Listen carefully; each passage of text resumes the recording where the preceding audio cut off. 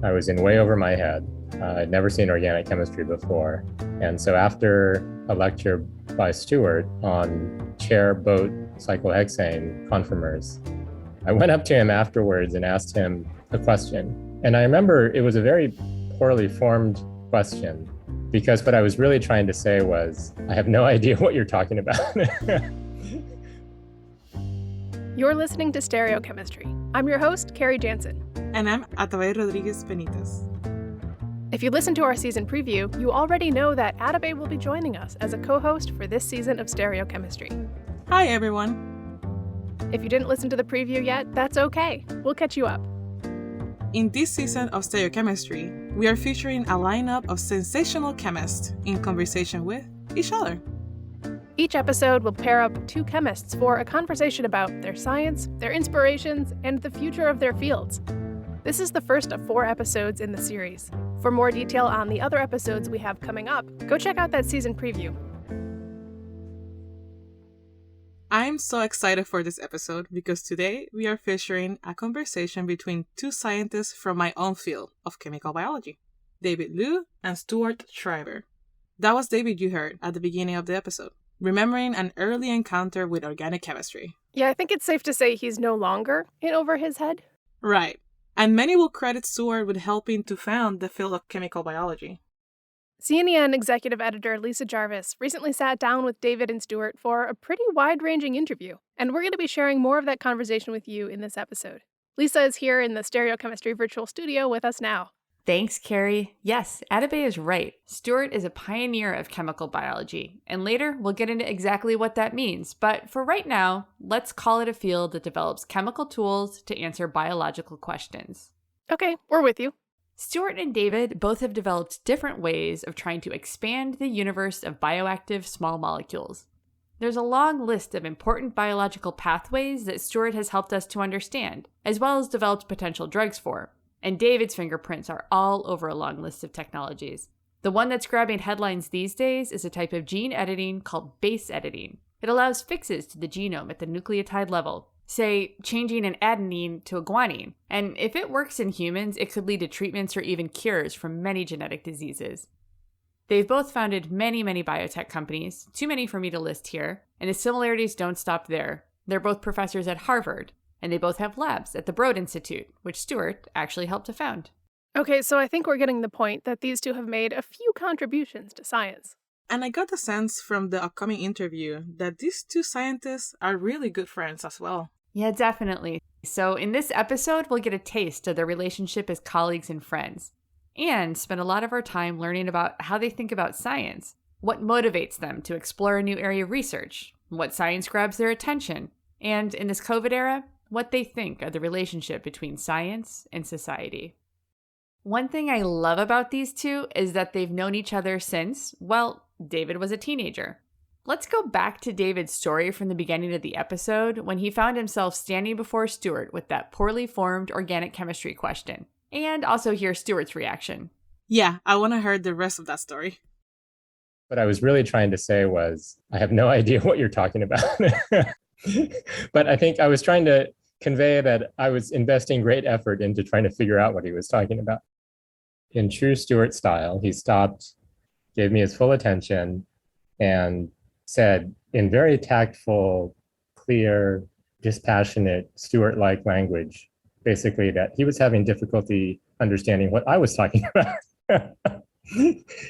He said something like, these are the memories that you live with sort of forever. He said something like, I can see you're really trying to understand this material, and it would really help me if you could convey more clearly what is the difficulty that you're having.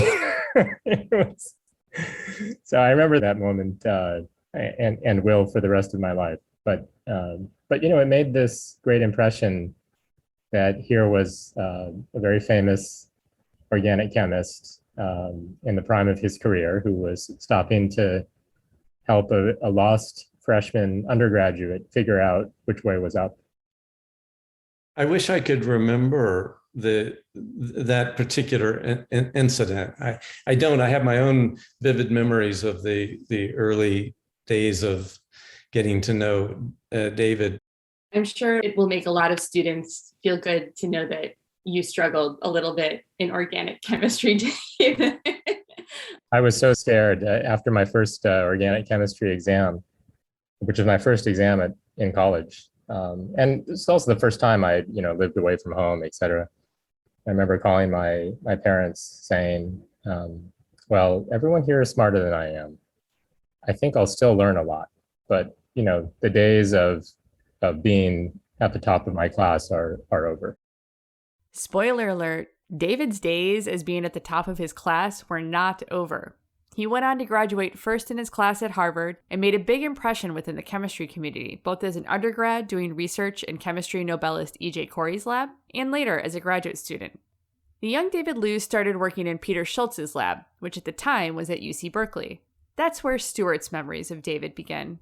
Well, my memories of getting to know David are pretty vivid, and they start actually with a conversation with Pete Schultz. Pete had some really remarkable things to say about a young graduate student in his lab.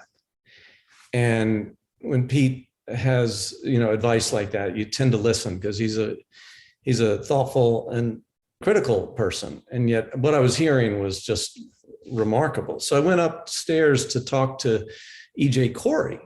And E.J. said, I know David Liu. David was in my lab. And I heard for the second time a series of remarkable statements about David. And I think at that time, David, you were like a third-year graduate student. Yeah, I was. Yeah. And EJ and I pretty much on the spot said, okay, let's recruit this guy to Harvard Chemistry Department.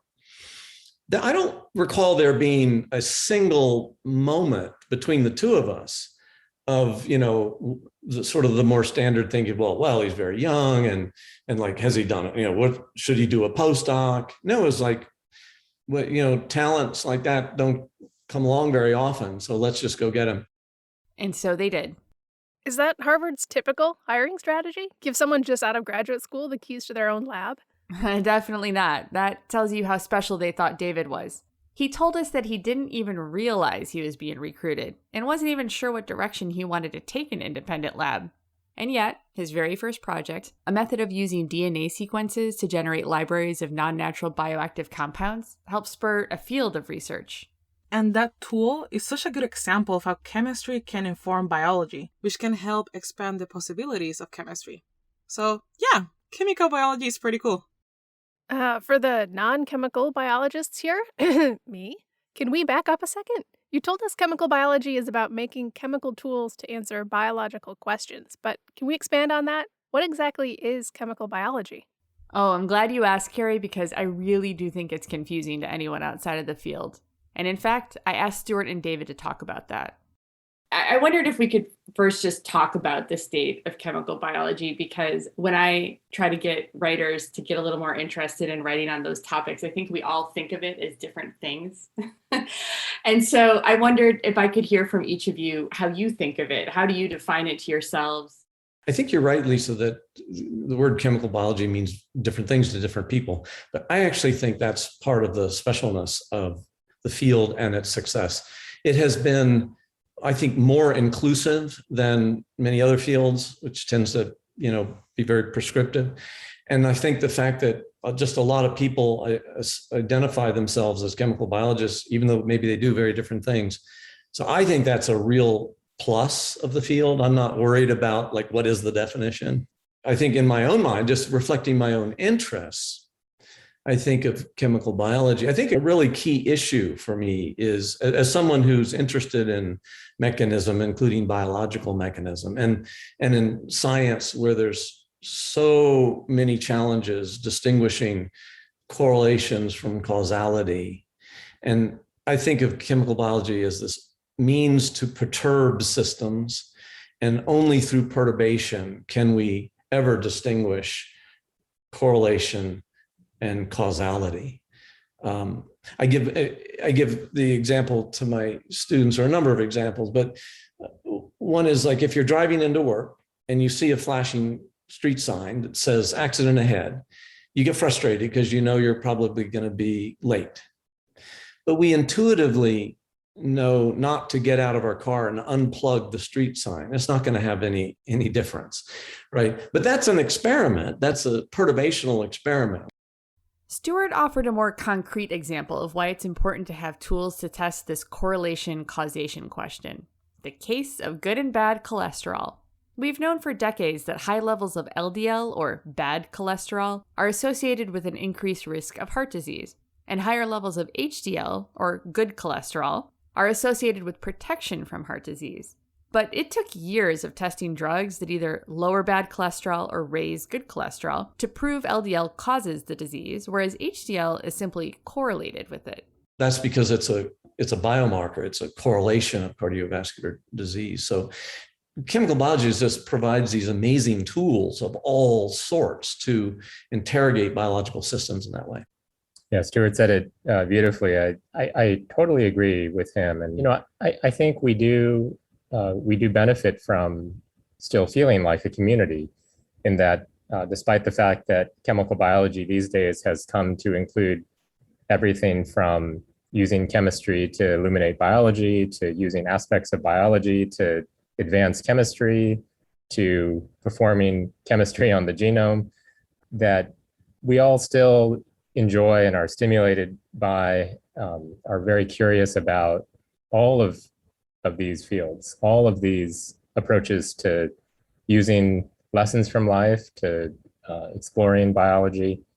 And to me, that's really what makes chemical biology special. It feels more like a philosophy than it does a set of problems.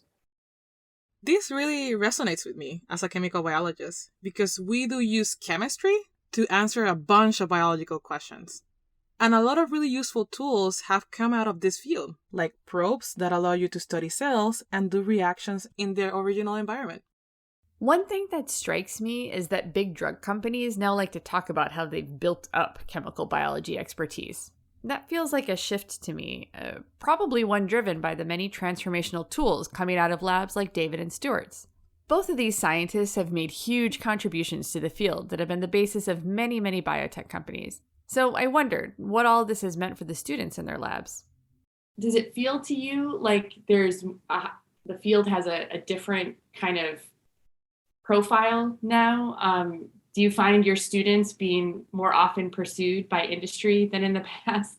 Yeah, maybe I'll take this one first because Stuart may be too modest to say a few things that I'll say, which is, I think it's largely the prominence of chemical biology and the transition in viewing chemical biology students as really choice recruits for not only biotech companies, but pharmaceutical companies. Really, in my opinion, began when some of the luminary chemical biologists, namely Stuart Schreiber, Peter Schultz, and their contemporaries, began training students who were so incredible in their intellect and their dedication that I think pharma companies and biotech companies that, initially might have been viewed as taking a risk hiring them quickly realized those students ended up becoming stars at the companies, and the leadership ranks were populated quickly with trainees from those labs, and the culture change I think grew out of those labs demonstrating that some of the most creative and productive contributors to the molecular science industries came from chemical biology labs, and I definitely agree with what you're saying that it used to be that students who joined chemical biology labs, I think, had an insecurity that perhaps they would be less hireable by industry than those who trained in traditional synthetic organic chemistry labs. And now I see a complete sea change that chemical biology students have no problem getting hired by a large variety of industries, appealing to a large variety of academic departments as well.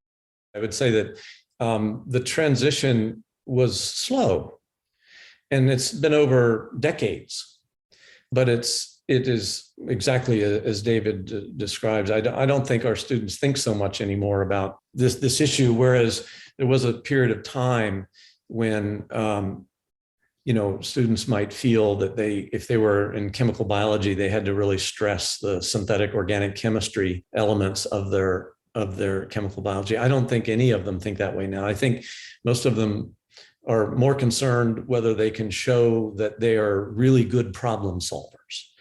They know how to tackle a difficult problem and solve it, right? And that's how they'll be judged. Speaking of solving difficult problems, one big problem that is still front of mind for everyone right now is ending the global pandemic. And it turns out that's one that chemical biologists are playing a role in too. Stuart and David were both part of an informal group called Scientists to Stop COVID-19 that, behind the scenes, acted as a filter for government officials as they tried to parse the flood of COVID research popping up on preprint servers like bioRxiv. Basically, they were trying to distill down the massive options, whether potential treatments or vaccine technologies, to the ones most likely to succeed. And then they also offered guidance on masking and testing, which Stuart and David lament was not followed. They shared what the experience taught them about the tricky intersection of science and politics. But how did David and Stuart get involved in this group? Well, it began with the member of the venture capital community asking a few prominent scientists, ones he felt would be willing to put politics aside, to hop on a video conference. I'll let Stuart describe it. What happened was we said, sure. And we've all been reading, bioRxiv every day, every paper coming out on this topic. And so he said there'll be about 30 people will show up.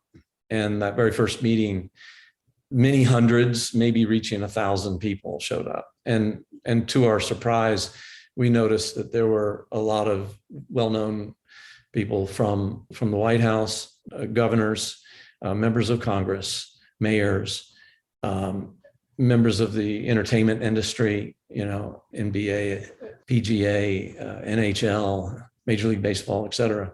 And that, I think after that, we said, we need to get real serious about this. If this sort of grassroots, notion and an opportunity to integrate science with policymakers. I know I speak for myself. I think David's the same. There was a 9-month period or more where I think it was the vast majority of everything we did. We just sort of put everything else aside. And we were constantly, and it does continue to this day. I mean, I know I'm contacted by members of that world. In this early spring of 2020, when it became apparent that the world was going to change in a major way, everybody was trying to do their part.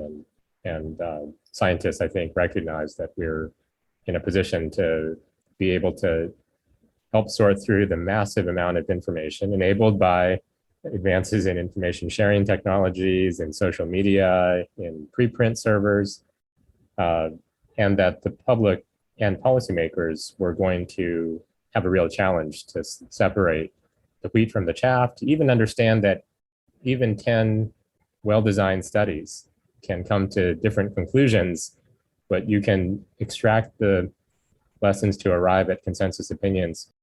The train wreck I think we saw coming was that there were just so many possibilities out there. And so we would spend a lot of time together to get clear ideas. I think we learned the reality that those logistical challenges, while surmountable, become in effect insurmountable when politics are introduced at a level that makes every decision paralyzed.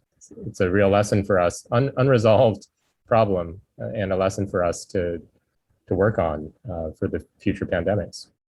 I wondered what the last 2 years, a little less, has taught you about just sort of the public's perception of how science is done. Well, first, it's always, I think, dangerous to ask scientists about their view of the perception of science, because we're not an unbiased party, and even the experiences we have with the people around us are highly filtered. We live in non-representative communities, non-representative of the entire country, non-representative of the entire world. But I'd like to hope, and the optimistic side of me thinks that if nothing else, the pandemic served as a reminder to the general public that some of the biggest challenges that we face and will face ultimately will boil down to science, and the potential solutions will come from science. At least that's what I hope. I share David's hope. it ought to be that way. But of course, the verdict is still out. We're at a strange time societally. And I think, we have to really work hard to continue to get the rest of the world to understand the value of science. We can't take it for granted. We're going to take a short break, and when we come back, we'll hear from David and Stuart about what research captivates them and how their science teaches them about themselves. Hi everyone, Gina Vitale here. I'm an assistant editor at C&EN, and I'm here to remind you about a great way to stay up to date with the latest news from the world of chemistry and chemical engineering, our weekly newsletter. The newsletter delivers the best of C&EN to your inbox every week. You'll get the most important research findings, the emerging trends you need to know to get ahead, plus the latest jobs and career insights, and also some really cool extra content, like periodic graphics in collaboration with the science illustration website Compound Interest, or Chemistry in Pictures, which showcases the beauty of the central science. You can sign up for our newsletter at bit.ly/chemnewsletter. Just point us to your inbox and we'll take it from there. Again, that link is bit.ly/chemnewsletter. And now, back to the show.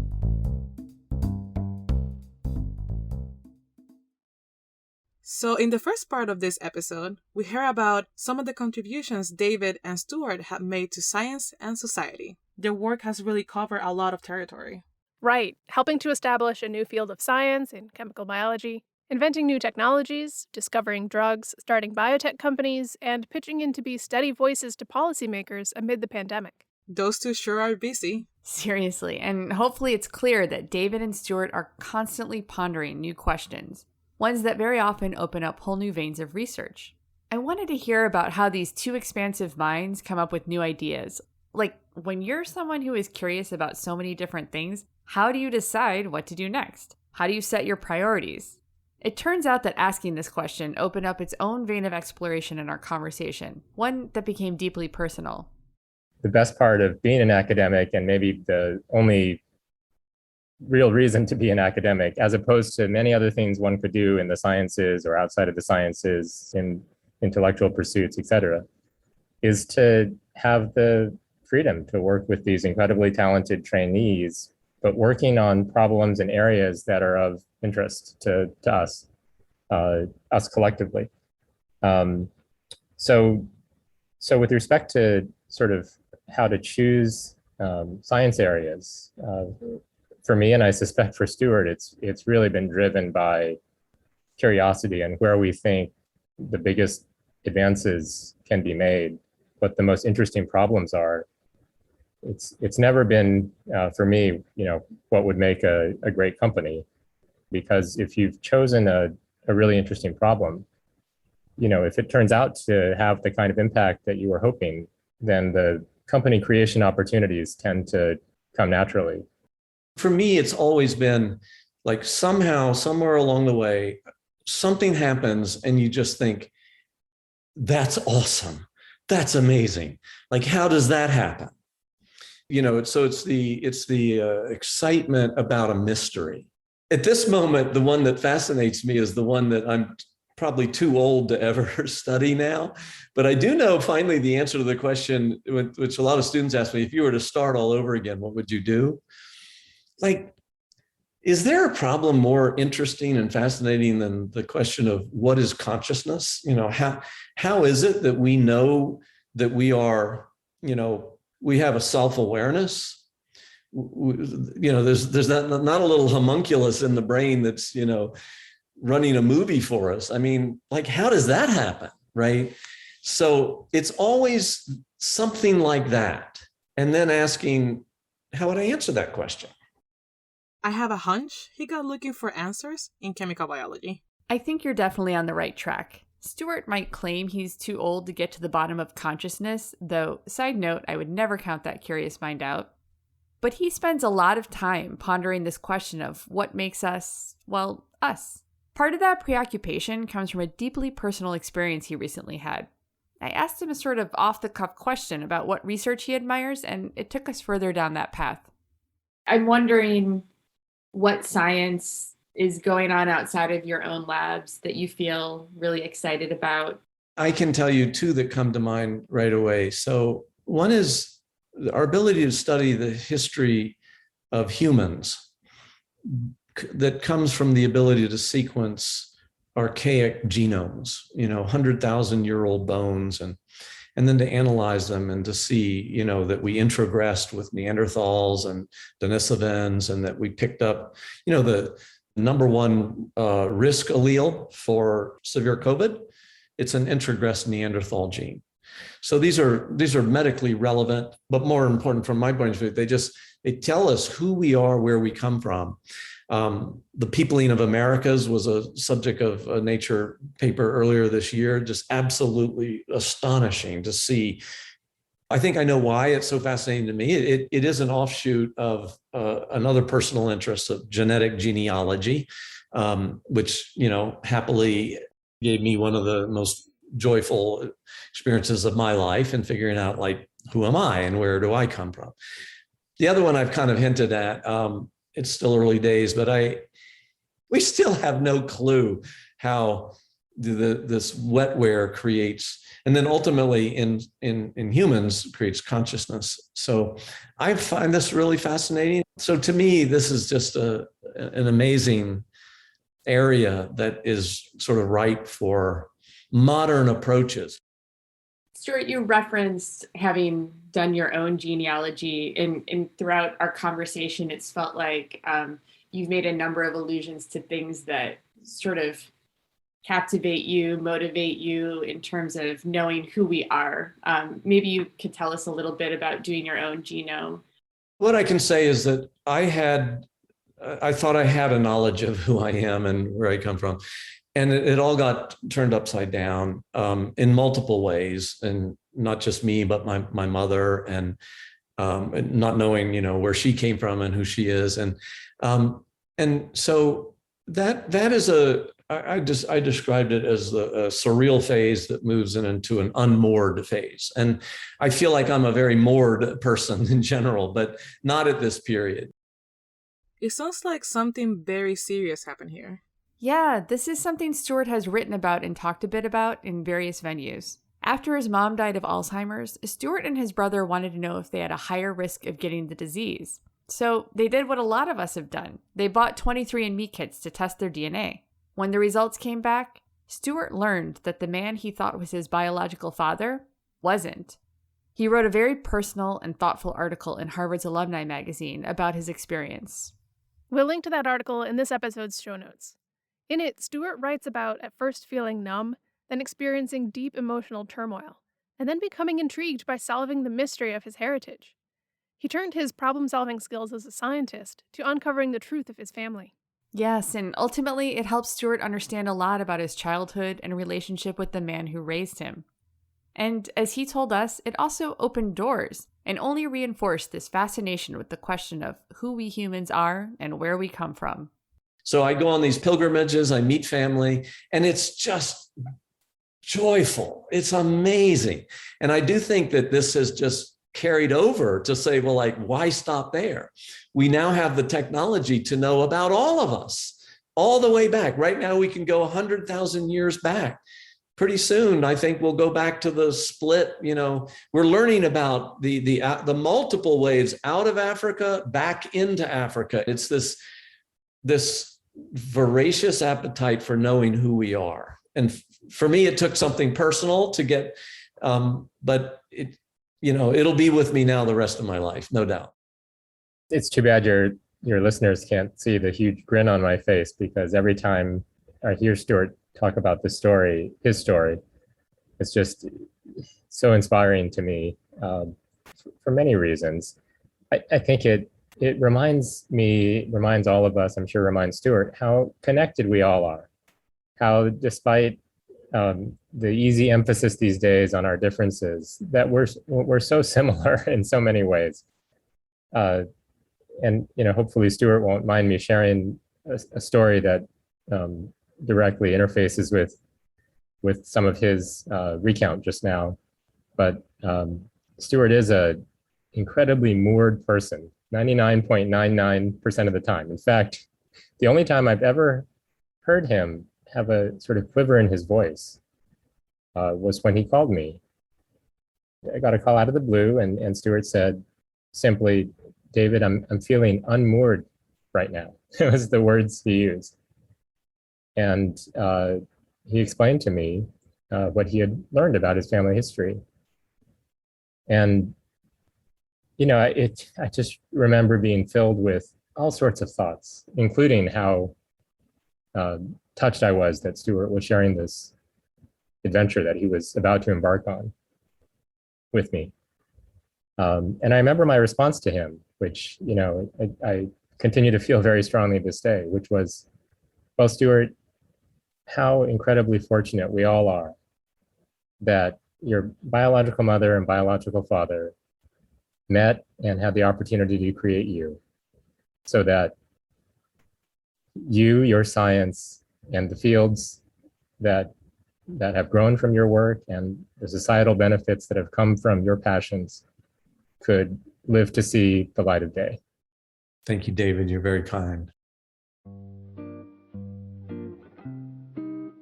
To me, the cerebral, compassionate way Stuart is processing this, finding joy in a family secret and using it to push further into these questions of self, feels so indicative of who Stuart is as a scientist and a human. I love this idea that there are so many ways for science, and for chemical biology in particular, to tell us about who we are, whether that means where we came from, or what make us human beings human. Indeed. Stuart says he would focus on this area if he could do it all over again, but I have a feeling there's still a chance to see some of this work transitioned out of his personal life and into the lab. Or maybe some young chemical biologist will be inspired to pursue those questions. Maybe. Speaking of questioning who we are, I'm going to let Stuart leave us with some thoughts for any young scientists out there worried about their place in the community and whether their sense of self aligns with how other people perceive them as scientists. Probably David and I both have experienced along the way is people either telling us that we can't do something because we're not trained or we don't know. And then also we become judged as to whether we're contributing to chemistry or not. I told you my thoughts on that one. If you're a chemist and you're trained in chemistry and you find something that strikes your curiosity and your passion and you advance knowledge, it's chemistry by definition. Chemistry evolves, and it evolves through the actions of chemists. If you want to hear more good advice from these scientists, a good place to start is David's brilliant keynote address at C&EN's 2018 Talented 12 Symposium, where he talked about his path to scientific success and what he's learned along the way about being a researcher and mentor.